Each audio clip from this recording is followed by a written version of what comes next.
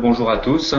Bon, l'idée c'est de faire quelque chose, d'une petite présentation de 25 minutes où on va regarder les points forts et les points faibles de l'accord, et puis ensuite faire une lecture commentée, article par article. On va pas passer tous les articles en revue, mais on va essayer de balayer quand même globalement l'accord pour rentrer un petit peu dans le concret. Et ensuite, on laissera la parole à tout le monde, voilà, pendant une trentaine de minutes pour pouvoir répondre aux questions. Alors, l'accord de Paris, est-ce que c'est une réussite ou pas? C'est un grand débat actuellement. Bon, il y a eu une euphorie au moment de la signature de l'accord et tout le monde a salué la réussite de la COP. Il y a eu quand même quelques critiques. Bon, maintenant, le bilan est quand même un peu plus mesuré. Voilà, on a passé un petit peu l'aspect émotionnel pour regarder un peu concrètement ce qu'il y avait dans l'accord.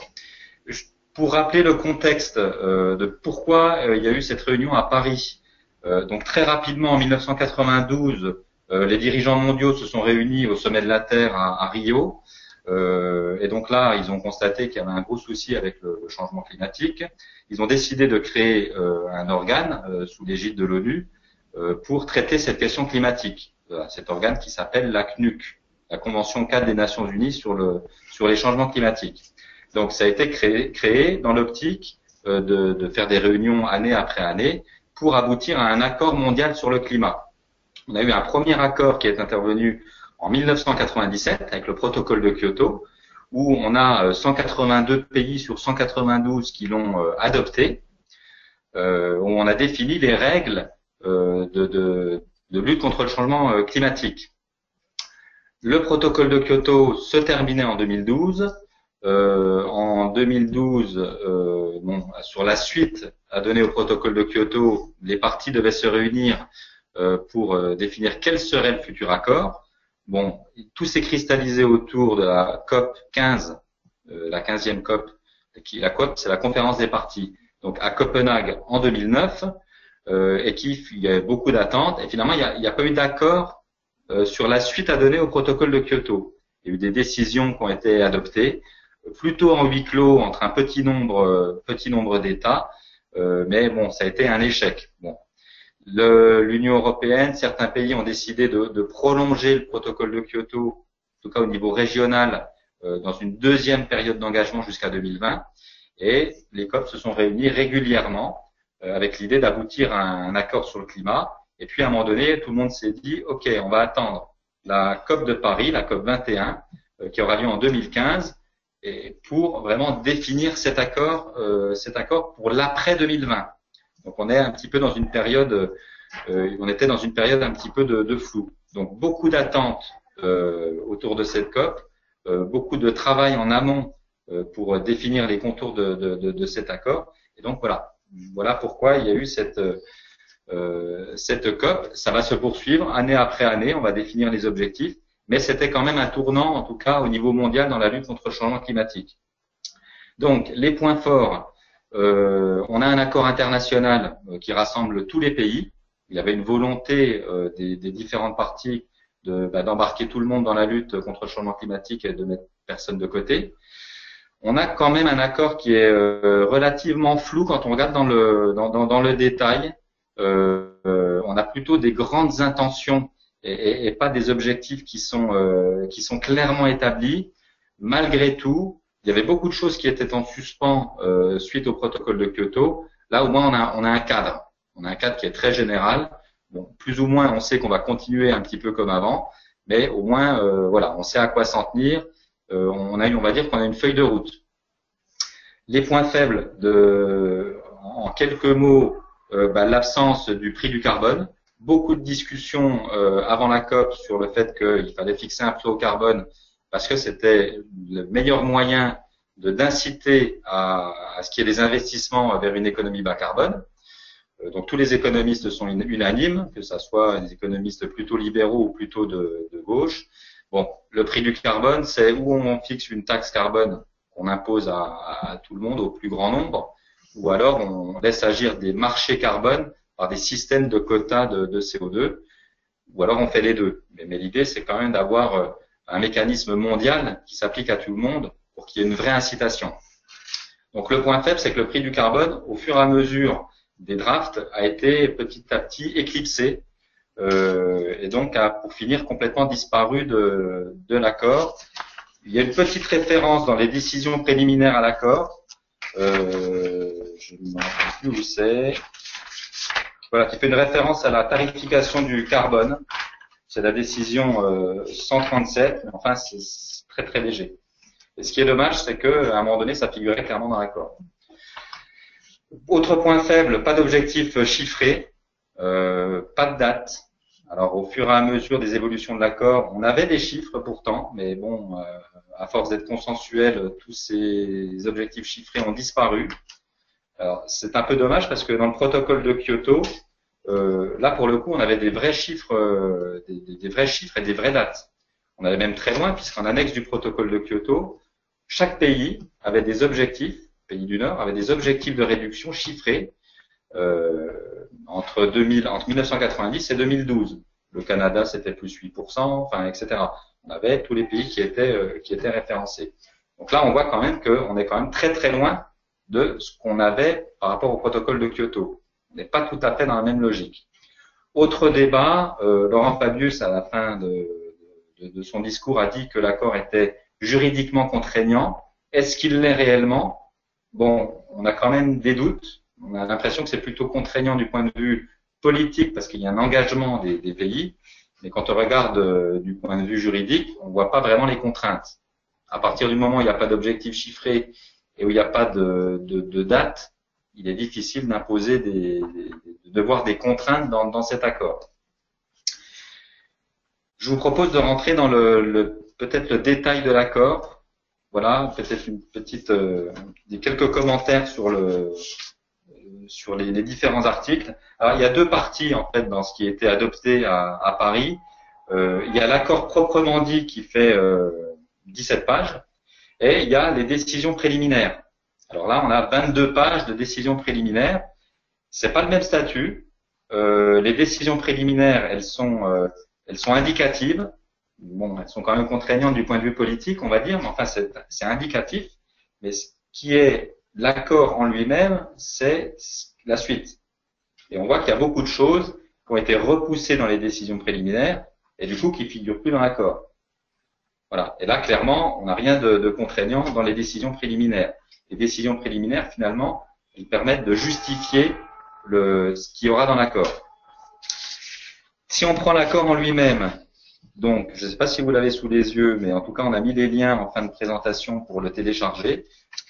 Bon, ça vaut le coup de le lire. C'est pas spécialement difficile, même si les phrases sont un petit peu diplomatiques, on va dire. Mais bon, c'est quand même intéressant à lire. En fait, il faut aller assez rapidement dans l'accord lui-même, c'est-à-dire à la page 23. Le reste étant les décisions préliminaires, donc un peu fastidieuses à lire. L'article 2, c'est là où on a défini la limite de température fixée. On avait une décision à Copenhague qui disait qu'il fallait qu'on se limite à 2 degrés. Bon, là, on a un des points positifs de l'accord, c'est-à-dire qu'on dit qu'il faut qu'on soit nettement en dessous de 2 degrés et qu'on essaye de tendre vers le 1,5 degré. Ça reste quand même assez flou, c'est pas ancré dans le marbre, on n'a pas de date, mais on a quand même un objectif qui est plus ambitieux que celui de Copenhague. On reste quand même dans des bonnes intentions. Quand on lit l'accord, il est écrit que le présent accord vise à renforcer la riposte mondiale face à la menace du changement climatique, notamment en contenant la température nettement en dessous de 2 degrés. Donc vous voyez, la phrase là est quand même déjà un petit peu alambiquée, mais on a quand même ce chiffre de référence de 2 degrés et de 1,5 degré qui apparaît pour la première fois dans un accord international. Alors, voilà, c'est le seul chiffre qu'on a dans les objectifs génériques de l'accord. L'article 3 précise le cadre. Et en fait, qu'est-ce qu'il dit, cet article 3? Il dit que chacune des parties va devoir présenter ses contributions régulièrement et communiquer sur ses engagements. Il n'y a aucune contrainte sur des engagements à réaliser. C'est un peu laissé au libre arbitre de chacune des parties. L'article 4 qui parle de la réduction. Donc là, c'est pareil. À l'origine, on avait quand même des objectifs de réduction. On disait que voilà, c'était entre crochets, donc c'était soumis à discussion, que les émissions de gaz à effet de serre devaient être réduites de 40%. Il y avait plusieurs chiffres. On allait même jusqu'à 95% à un moment donné dans l'accord, avec des dates 2050, 2030, 2100. Pour finir, tout ça a été supprimé. Donc, c'est un des manques de l'accord, c'est qu'on n'a pas d'objectif chiffré. Malgré tout, on a voilà quelques phrases un peu alambiquées. On dit qu'on doit avoir pour objectif d'avoir un plafonnement mondial des émissions de gaz à effet de serre dans les meilleurs délais. Vous voyez, ça veut pas forcément dire grand-chose. On a quand même une référence à la neutralité carbone. Depuis un an, et depuis le rapport de l'ONU qui disait que le monde devrait être monde neutre en carbone en 2050, on a voilà une tendance de fond autour de la neutralité carbone. Le terme neutralité carbone apparaissait clairement dans le draft juste avant l'accord. Il a été supprimé, mais bon, il y a quand même une référence qui existe, puisqu'on dit que dans la deuxième partie du siècle, on doit parvenir à un équilibre entre les émissions anthropiques par les sources et les absorptions anthropiques. Donc bref, on voit que voilà, on doit limiter les émissions de gaz à effet de serre, et on doit quelque part les compenser par des puits carbone pour arriver à une neutralité carbone. C'est un peu alambiqué, mais il y a quand même l'idée de la neutralité carbone. On peut considérer que c'est tout de même un progrès. Donc, dans cet article 4, là encore, on voit que finalement la décision, c'est de dire chacune des parties va régulièrement émettre ses contributions, ses objectifs, et puis on va compiler tout ça, on va s'assurer que chacun respecte ses engagements dans la mesure du possible pour atteindre les objectifs génériques. Il y a eu une phrase qui est au point 4 de l'article 4 où il y a eu un changement de toute dernière minute qui était imposé par les États-Unis qui disait quelque part les pays développés doivent assumer leurs objectifs de réduction. Ça a été transformé, vous savez, c'est l'histoire du shall en anglais qui a été transformé en should. Donc maintenant, on est dans une logique de les pays développés devraient assumer leurs objectifs de réduction qui se sont fixés eux-mêmes. Donc vous voyez, là encore, on voit que bon, chacun des pays a le libre peut faire ses contributions nationales, se fixer des objectifs, et ils doivent, dans la mesure du possible, atteindre leurs objectifs. Il n'y a pas d'obligation. Donc ça reste quand même relativement faible. Voilà, une mention dans l'article 4 qui indique que chacune des parties doit tous les 5 ans remettre sa contribution. Donc le protocole, enfin l'accord, c'est même pas un protocole, doit entrer en vigueur s'il est ratifié par les parties, parce qu'il y a encore cet état de ratification, on le verra après, à partir de 2020. Ça veut dire que c'est à partir de 2025 que les pays devront remettre leurs contributions et leurs objectifs. Donc, il y a eu ce débat, voilà, on a quand même un temps de latence qui est assez long sur les prochains objectifs que se fixeront les différentes parties. Et donc, la conférence des parties, là, les futures COP examineront les calendriers, les contributions de chacun. Ça sera compilé dans une base de données. Voilà, et chacune des parties doit formuler et communiquer des stratégies long terme. Bon, vous voyez, ça reste quand même assez flou. Chaque partie peut à tout moment relever son niveau d'ambition. Voilà, mais bon, là encore, c'est une possibilité. Donc, on voit dans cet article 4 que dans l'aspect réduction, on laisse une large flexibilité aux pays pour déterminer leur contribution. Si on passe à l'article 5, on a un article qui est spécifique sur le REDD, la déforestation évitée, et les forêts, le management durable des forêts. Bon, c'est la première fois que ça apparaît dans un accord. En fait, ça apparaît déjà dans des décisions de Copenhague. Mais bon, là, c'est peut-être, voilà, on a une place en tout cas pour pour la déforestation évitée et les forêts, sachant qu'il est dit que chacune des parties sont invitées à prendre des mesures d'incitation positive concernant la forêt. Donc là encore, c'est une invitation à prendre en compte la forêt dans la lutte contre le changement climatique, mais il n'y a pas de contrainte et il n'y a pas de, on dit pas comment, on dit pas comment. L'article 6 a longtemps été sujet à débat, il était même optionnel jusqu'à la dernière minute. Il concerne les quotas de CO2 et les mécanismes de compensation carbone. Dans le protocole de Kyoto, il était créé ce mécanisme de quotas de CO2 que chacun des pays pouvait était imposé au pays. Et puis, si un pays dépassait son quota de CO2, il pouvait racheter des quotas à un autre pays qui était en dessous de son quota. Ça a été décliné au point de vue des industriels, puisque l'Union européenne s'est rassemblée pour créer ce marché carbone et imposer à 1200 sites industriels en Europe des quotas de CO2. Et donc, c'est créé ce marché carbone, des quotas, ce qui incitait les industriels et les pays à respecter leurs obligations. La bourse carbone s'est effondrée, le prix est devenu très très faible, donc il n'y avait plus vraiment d'incitation à prendre des actions pour réduire ses émissions. Cela dit, ces marchés carbone sont un des points clés pour fixer un prix du carbone. C'est par exemple ce que préconise Jean Tirole.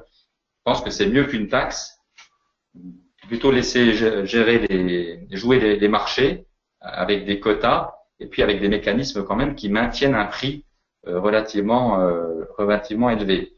Donc il y avait ce débat, est-ce qu'on continue à donner cette possibilité d'avoir recours à des marchés pour comme instrument de réduction des émissions?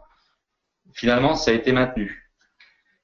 Donc quand on lit l'article 6, finalement quelque part il y a en quelque sorte un adoubement, une légitimation de ce qu'il y avait à Copenhague, c'est-à-dire ces marchés de quotas CO2 que chaque partie peut, de manière volontaire, pourra utiliser pour réduire ses émissions.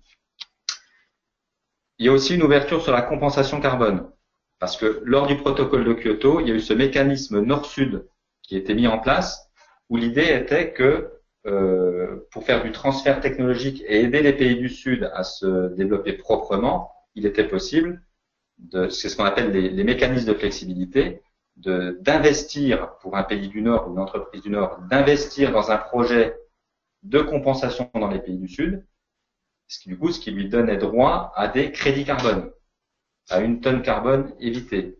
C'est ce qui a ouvert la porte ensuite aux politiques de neutralité carbone, et c'est ce qu'on appelait les mécanismes MDP, c'est-à-dire qu'une entreprise qui était soumise à quota de CO2 ou un pays, s'il dépassait son quota de CO2, il avait la possibilité aussi d'acheter des crédits carbone dans les pays du Sud. Donc là encore, on est dans une logique marché. Donc dans l'article 6, on a des termes qui sont un peu alambiqués et qui ne disent pas clairement les choses, mais voilà. En tout cas, on a la possibilité d'avoir recours à des quotas de CO2, c'est ce qu'ils appellent des résultats d'atténuation transférés au niveau international. Donc cette possibilité est ouverte. Et puis on a le recours à la compensation carbone format NDP, même s'il est dit qu'il faudra créer un nouveau mécanisme qui s'appelle finalement l'atténuation des émissions de gaz à effet de serre. C'est un mécanisme pour contribuer à l'atténuation des émissions de gaz à effet de serre et promouvoir le développement durable. Donc clairement, c'est la compensation carbone. Donc, on a la possibilité d'avoir recours à ces mécanismes de manière volontaire, quota ou compensation carbone. Donc on verra comment sera défini le mécanisme.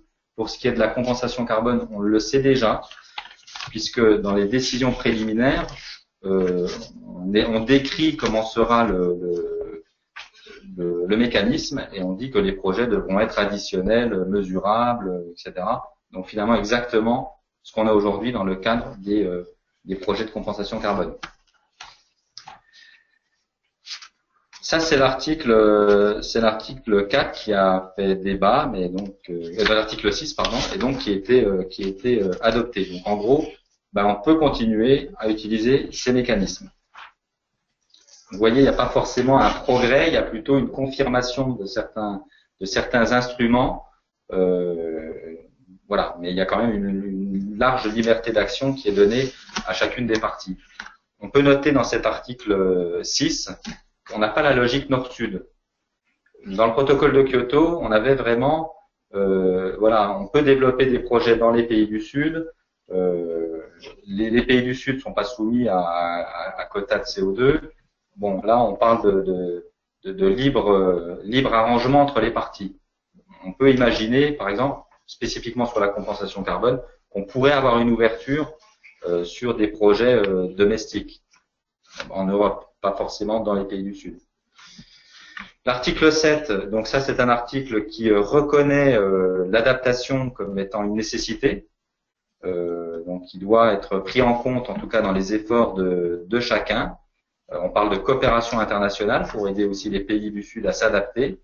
On n'a pas vraiment de contraintes particulières, c'est plutôt des bonnes intentions, mais en tout cas on reconnaît qu'il y a un besoin de s'adapter face au changement climatique.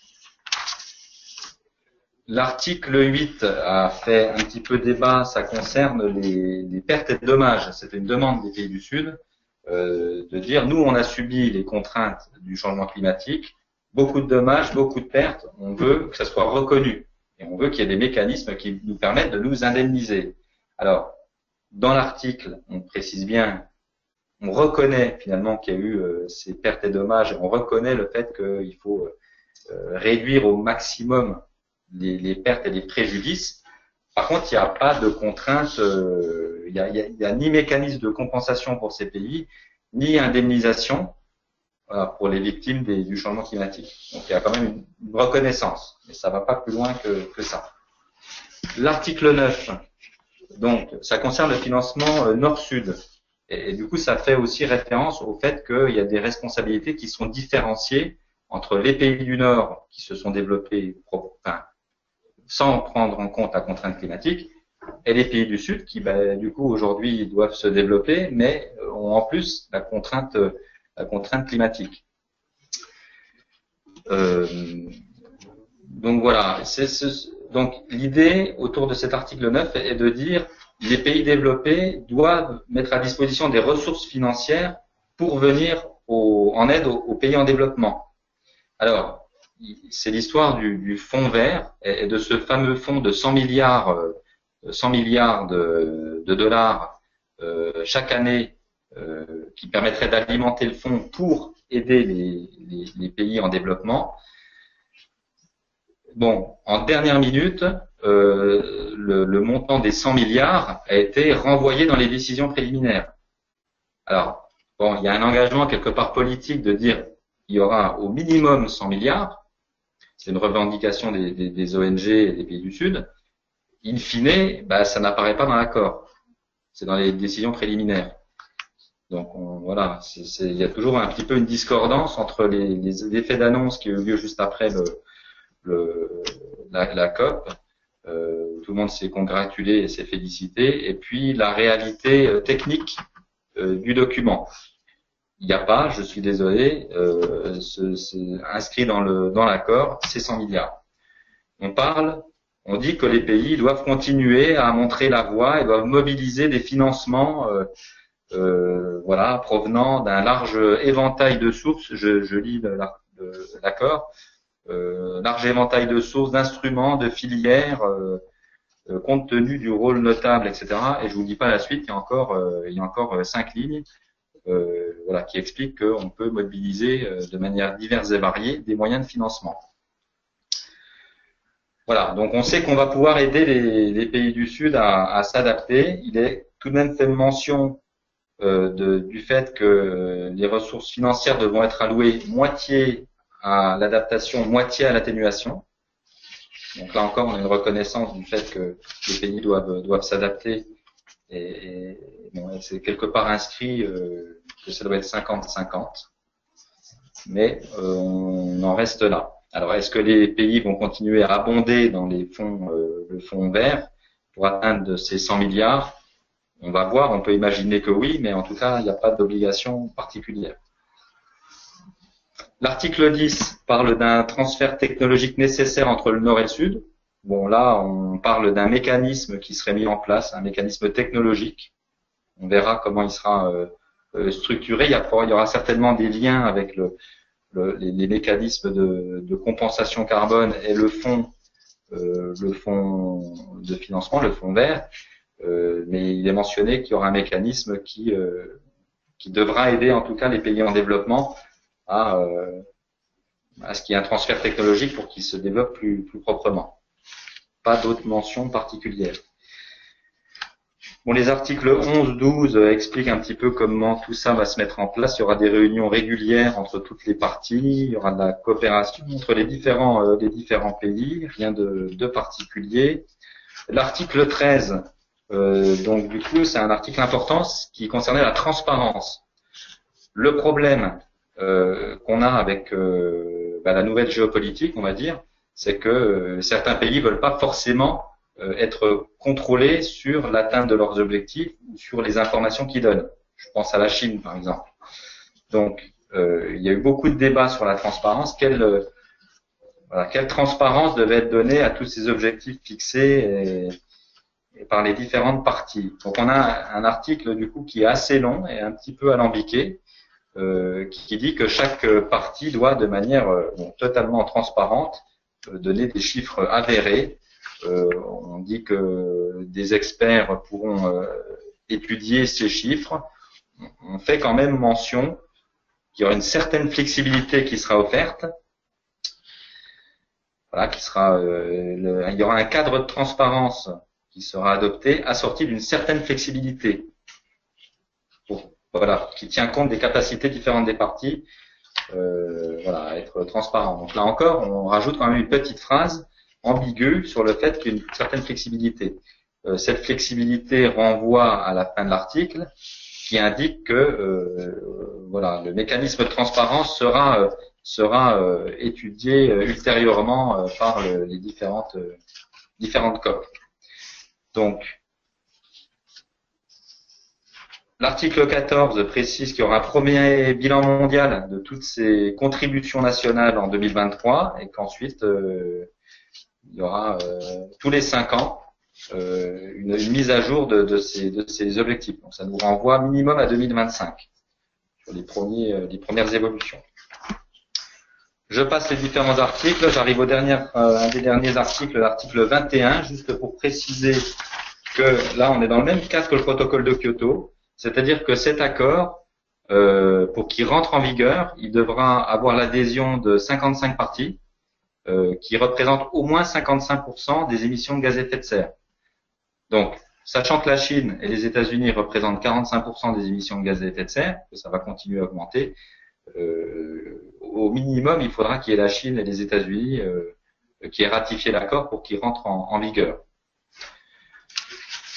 Voilà, tu peux passer peut-être au slide suivant, Eline, parce que comme ça je vais conclure et il nous restera 30 minutes pour les questions. Alors, est-ce que c'est un succès ou un échec? C'est un succès diplomatique qui est indéniable. On a quand même rassemblé tous les pays du monde autour de cet accord. Après, est-ce qu'on a des vrais chiffres? Non, on n'a pas vraiment d'objectif fixé ni de vraies dates. On va dire un cadre un peu générique. Voilà, donc tout à chacun de savoir si c'est un succès ou un échec. Moi, à titre personnel, je pense que c'est un échec. Mais il y a quand même tout le monde s'est mis autour de la table et a quand même fixé quelques objectifs très très génériques. Voilà. Bon, après, vous avez tous les pays qui trouvent que l'accord est excellent, même l'Arabie Saoudite et certains pays qui dépendent totalement des émissions fossiles. Donc, si ces pays-là sont satisfaits, peut-être que c'est pas si contraignant que ça. On voit aussi qu'on est quelque part dans la fin d'un monde. Le protocole de Kyoto avait coupé en deux les pays.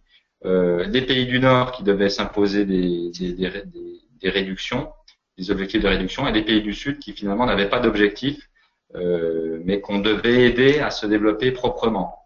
Il est clair qu'avec l'avènement de la Chine, qui va devenir la première puissance mondiale, et des grands pays émergents comme l'Inde et le Brésil, voilà, des pays comme les États-Unis n'ont pas forcément envie d'aider ces pays-là à se développer proprement.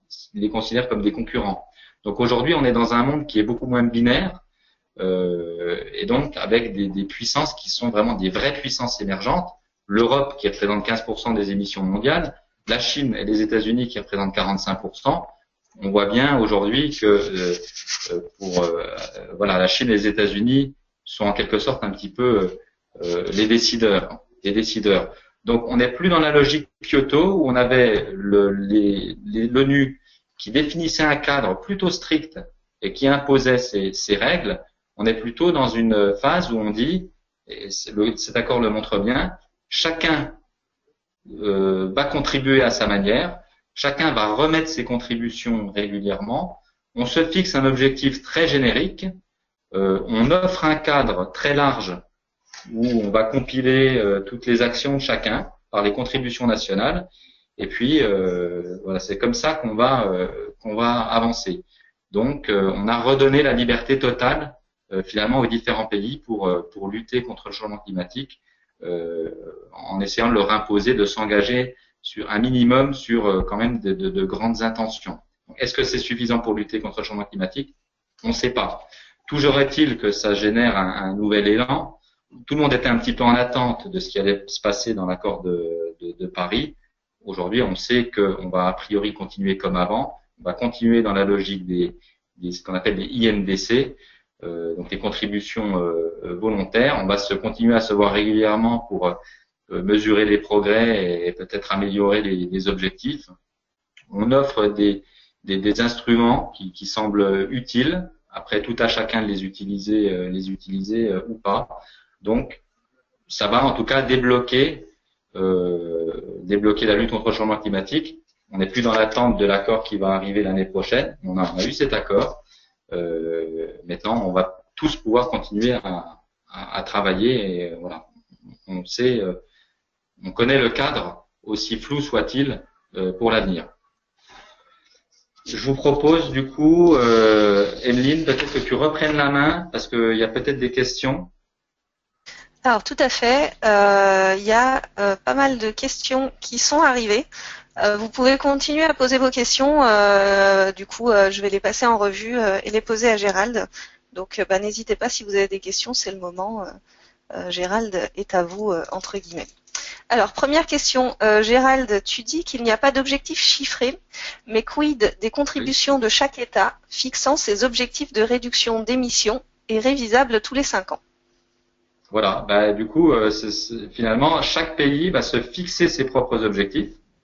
Et puis après, libre à eux de respecter. Ils devraient respecter leurs objectifs. C'est ce qui est indiqué dans l'accord. Ils doivent les améliorer régulièrement, tous les 5 ans. Il est conseillé de progresser. Il n'y a pas d'obligation. Donc effectivement, on va rentrer dans un process où tous les 5 ans, il y aura une pression, on va dire politique, de chacun auprès de chacun des pays pour qu'ils remettent leurs contributions. Et il y aura peut-être une surenchère de certains qui voudront montrer qu'ils sont de bons élèves. Donc pas d'objectif chiffré, sauf par les pays eux-mêmes. Cela dit, même le Venezuela a remis sa contribution à l'occasion de l'accord. Donc il y a quand même des engagements qui sont pris de manière unilatérale par les pays. Alors ensuite, peut-être juste une petite remarque très rapide. Aujourd'hui, quand on compile les contributions nationales, on voit qu'on est sur une tendance entre 2,9 et 3,7 degrés. Donc, les prochaines remises, elles seront en 2025, même si les pays peuvent les remettre avant, peuvent les remettre en 2020, mais a priori c'est plutôt 2025. On voit que là, on est très très loin des 2 degrés et du 1,5 degré quand on fait la compilation des objectifs de chacun aujourd'hui. Merci. Autre question sur le contrôle, justement. Comment on contrôle qu'un pays respecte ses engagements? Tu en as un peu parlé, mais est-ce que tu veux rajouter quelque chose? Il n'y a pas de contrôle. Il n'y a pas de contrôle. Ça va être chacun va remettre ses contributions régulièrement. Il y a on va dire une obligation, mais qui est quand même assez molle, une obligation de transparence. C'est ce qu'on a vu tout à l'heure. C'est à l'article 9. Non, c'est à l'article. Je me souviens plus. Il faudrait reprendre les slides. Oui, c'est l'article 13. Donc il y a un cadre de transparence. Tout le monde doit être sincère et voilà, et faire preuve de bonne foi. Il y a un expert qui analysera les différentes contributions, mais il y a une certaine flexibilité qui sera offerte aux pays selon leur possibilité de transparence. Voilà. On va dire qu'il y a un examen technique par des experts. Ok. Donc, merci. Voilà, là encore, on peut pas dire qu'il n'y a pas de transparence, puisqu'il y a quand même un engagement d'être le plus transparent possible, mais il n'y a aucune contrainte. Et de manière générale, dans l'accord, il n'y a aucune contrainte. Il n'y a pas de contrainte financière, il n'y a pas de contrainte juridique. Il n'y aura pas de pénalité pour celui qui ne remettra pas sa contribution ou qui ne sera pas transparent. Il y aura une pression politique. Ok, merci Gérald. Du coup, nouvelle question. Est-ce que cet accord peut permettre la levée de mesures protectionnistes? Autrement dit, est-ce que cet accord permet la levée de barrières douanières avec une taxe carbone?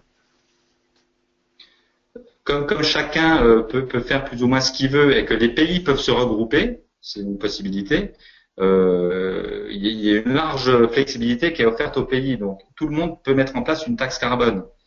Après, à un moment donné, ça sera d'autres organismes qui devront peut-être prendre les choses en main sur ce type de questions.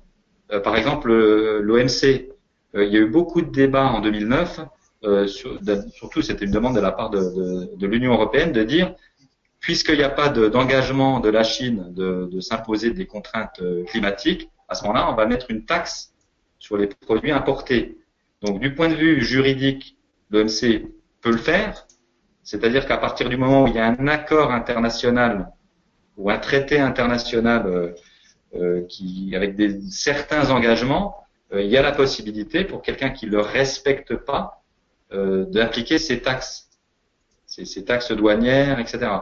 Donc, du coup, ça serait plutôt à l'OMC de prendre en charge ces choses-là et de se dire, ben voilà, si un pays ne prend pas de vraies actions, à ce moment-là, un autre pays ou groupe de pays peut imposer des taxes par rapport à ce pays. Sachant que, du coup, aujourd'hui, tout le monde a intérêt à être dans l'OMC. Donc là, ça peut être une contrainte forte, et c'est à l'OMC d'en décider, de dire, bah, s'il y en a un qui ne lutte pas contre le changement climatique de manière efficace, ou à ce moment-là, il est exclu de l'OMC. Ça pourrait être une vraie contrainte.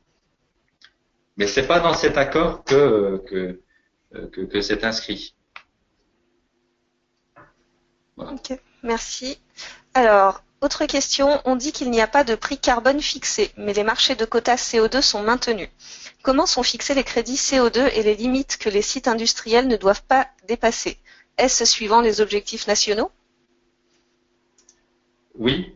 En fait, ce qui est inscrit dans l'article 6, c'est que chaque partie, de manière volontaire, et entre elles peuvent mettre en place un mécanisme de quota carbone.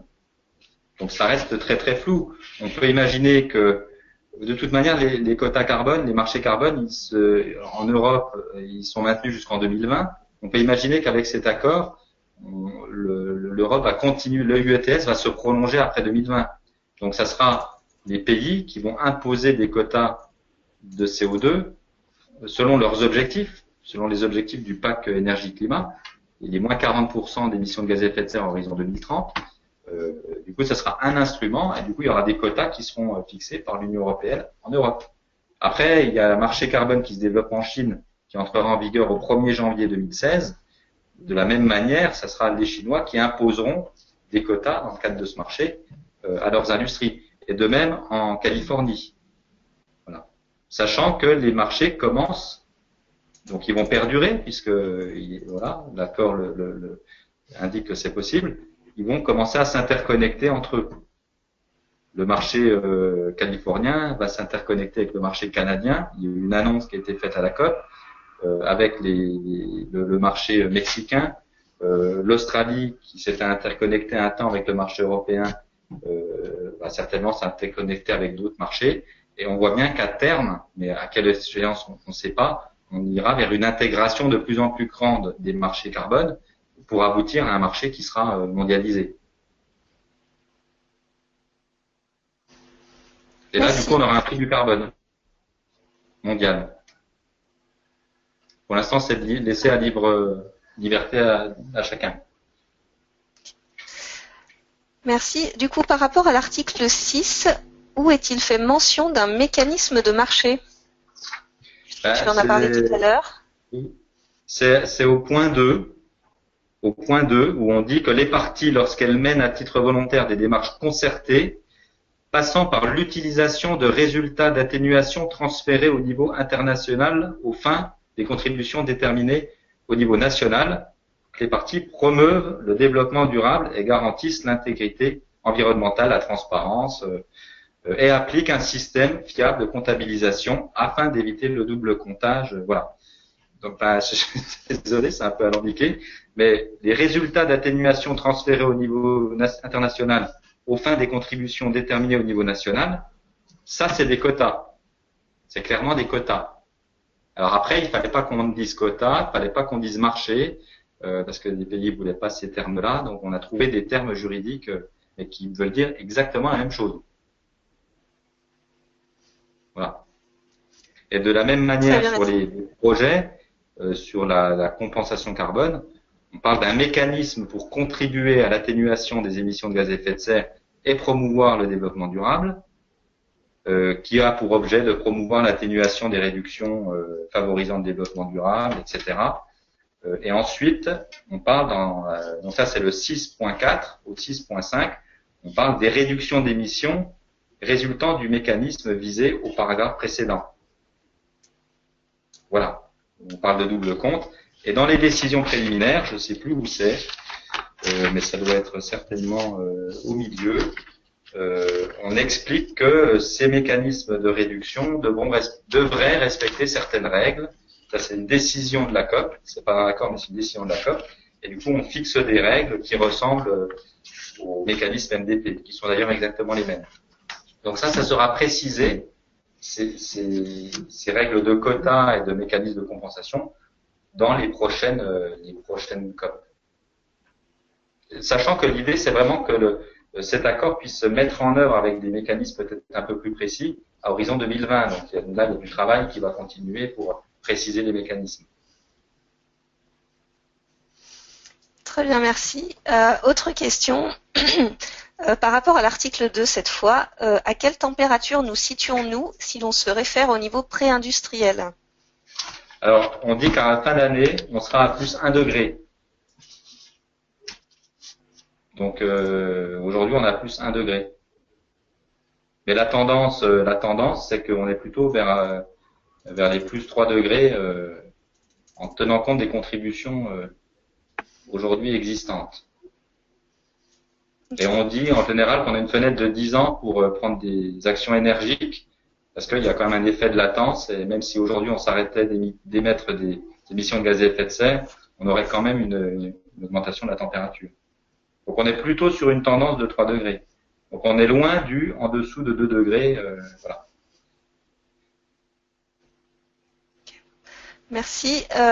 Concernant la ratification, donc on a parlé de ratification, mais est-ce que l'accord aboutirait sur un traité? Alors ça dépend ce qu'on appelle traité.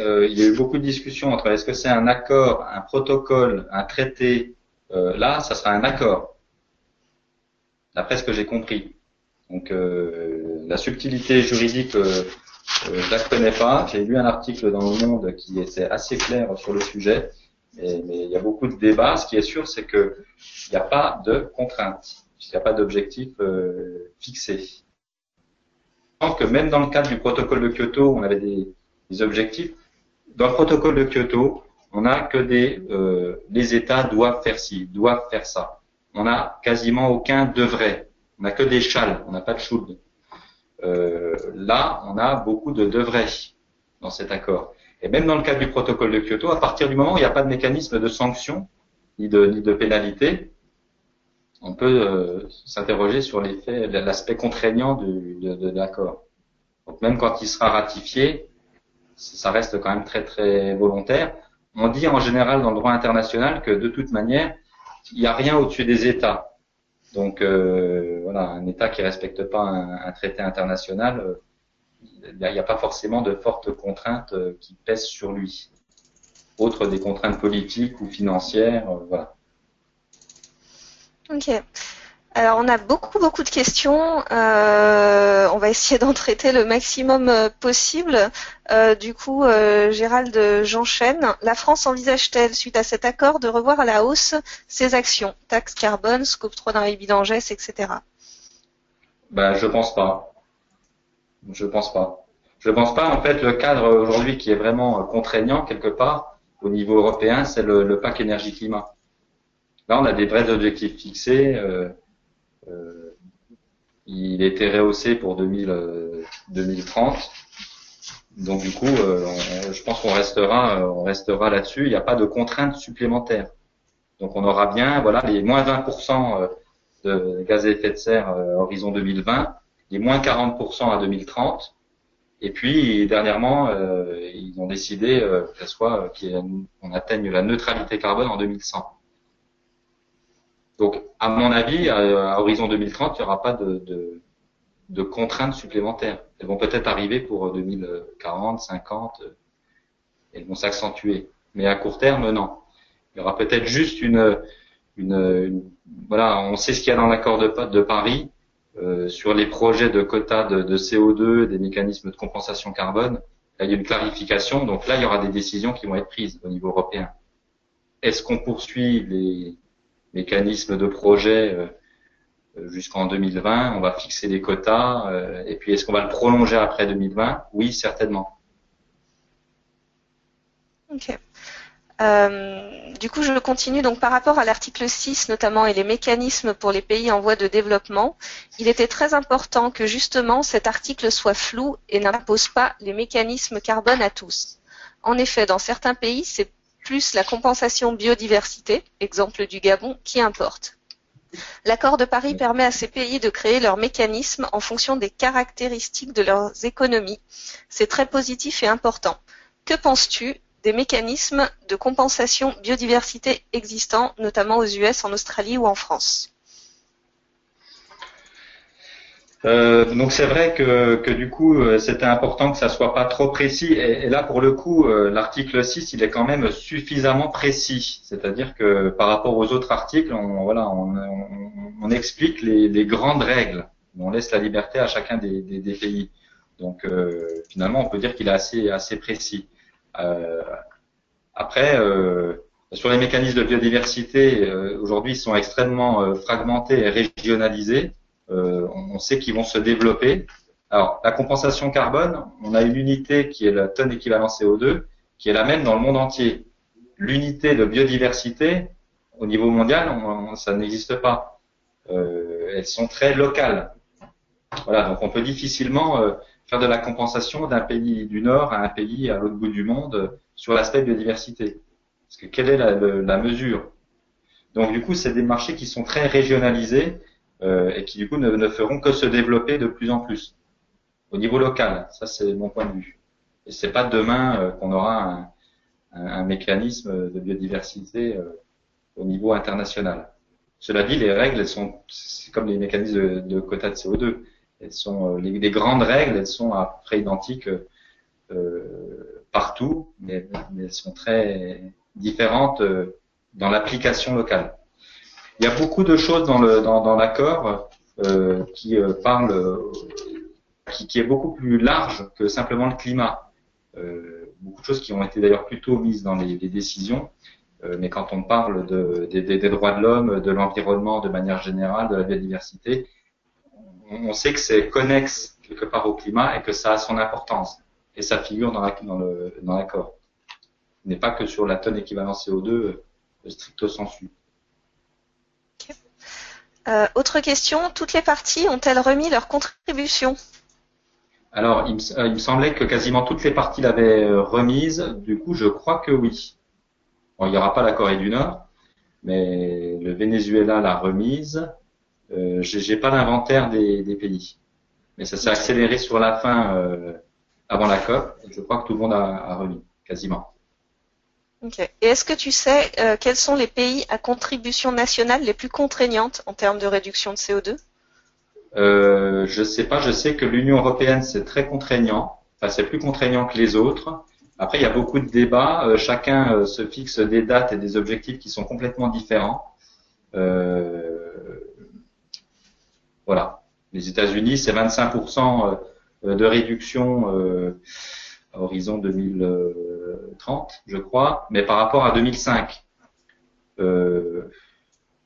La Chine, c'est plus par rapport à un pic d'émissions, à une date qui est déterminée.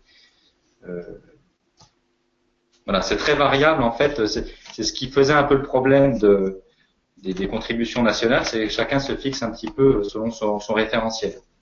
La Russie, par exemple, qui a remis sa contribution, elle a des objectifs de réduction qui doivent être autour de 25%, mais ils tiennent compte de leurs forêts.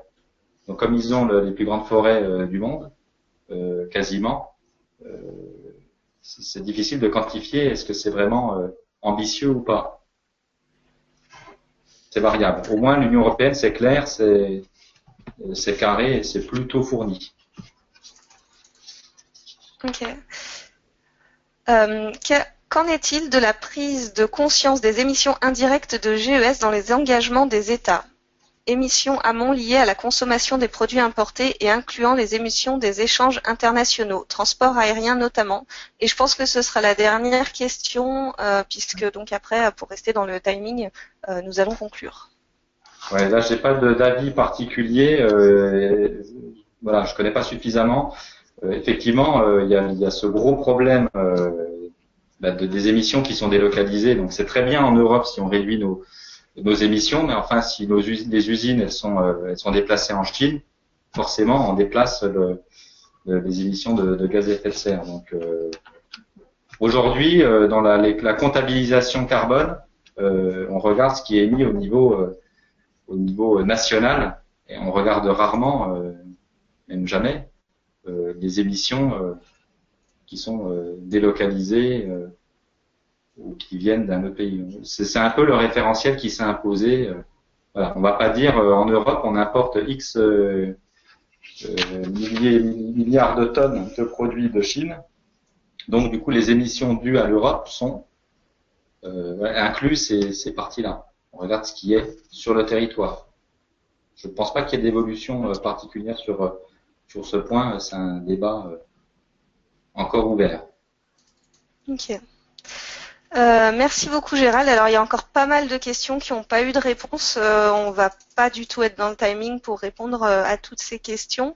Par contre, du coup, on espère que tout ce qui a été dit sera satisfaisant et que vous aurez trouvé les réponses aux questions que vous aviez de manière globale, même si on n'a pas pu répondre aux vraiment très nombreuses questions que vous avez posées dans le chat. Pour rester dans le timing, je vais vous proposer du coup de conclure cette webconférence. Et pour conclure, moi je voulais vous parler un petit peu de la PCC et notamment de notre agenda. Notre agenda, donc on organise des webconf très régulièrement, comme celle-ci, comme de nombreuses avant et de nombreuses à venir. Donc on vous invite à nous rejoindre régulièrement sur les sujets qui vous intéressent. On ne fait pas que du dématérialisé, on est également là en présentiel lors des rencontres régionales du carbone et divers autres événements. Nos prochaines étapes en présentiel se feront à Strasbourg puis à Poitiers en début d'année prochaine. Et nos prochaines webconférences traiteront du sujet du bilan carbone vers la transition énergétique, une démarche globale, cohérente et efficace.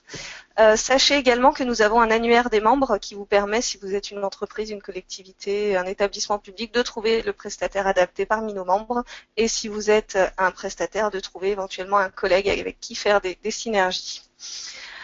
Dernier petit mot, nous sommes actuellement en période de recrutement, donc si vous réalisez des actions en lien avec le climat, l'énergie et l'environnement, c'est le moment de rejoindre l'APCC. On a toute une gamme de services aux membres et d'actions que je ne vous présente pas ici, mais passez-moi un petit coup de fil et nous en discuterons tranquillement. Voilà, on a une deadline au 15 janvier, c'est en adhérant à la PCC, c'est ce qui vous permettra d'être disponible dans l'annuaire 2016. Voilà, donc il ne faut plus attendre si vous souhaitez nous rejoindre. Je vous propose que nous restions en contact. Pour cela, plusieurs possibilités. Donc le site internet, vous pouvez m'écrire sur l'adresse contact @, Twitter pour suivre notre actualité de manière très régulière. Sur YouTube, vous retrouvez tous les replays des webconf, des rencontres régionales qui ont eu lieu en 2014. Bien sûr, il y a un tout petit sondage, comme d'habitude, à la fin du webinaire pour savoir un peu ce que vous en avez pensé et si vous êtes satisfait de ces présentations. Il est 12h58 à ma montre, donc je pense que c'est tout bon pour moi, Gérald. Je tiens à te remercier d'avoir pour nous décrypté cet accord et d'avoir partagé tes analyses avec nous et avec tous les participants présents. Et peut-être je te laisse un petit mot de la fin, si tu le souhaites, avant de clôturer cette webconférence. Pour conclure, je dirais que j'invite chacun à lire l'accord, aller sur le site de l'UNFCCC ou la CNUC, aller pour essayer de voir l'accord en français. Allez directement à la page de l'accord, ça doit être la page 22 ou 23. Regardez pas dans un premier temps les décisions. Il est assez simple, tout le monde peut comprendre facilement, et du coup vous voyez vraiment ce qui est engageant ou pas, même si c'est un langage diplomatique. Mais c'est très instructif en tout cas de lire chacun des articles pour voir ce qui a été décidé et se faire son propre avis. Voilà. Pour conclure. Eh bien, si tu as terminé, Gérald, c'est la fin, je pense. Donc, merci à vous, vraiment, d'avoir assisté à cette webconférence. Et vraiment, on espère que vous avez pu trouver, même si on n'a pas pu répondre à vos très très nombreuses questions, on espère que vous avez trouvé du contenu et que ça a répondu à vos interrogations. Et sur ce, si vous n'avez pas déjeuné, on vous souhaite un bon appétit et on vous dit à très bientôt pour la suite des aventures. Au revoir. Merci, au revoir.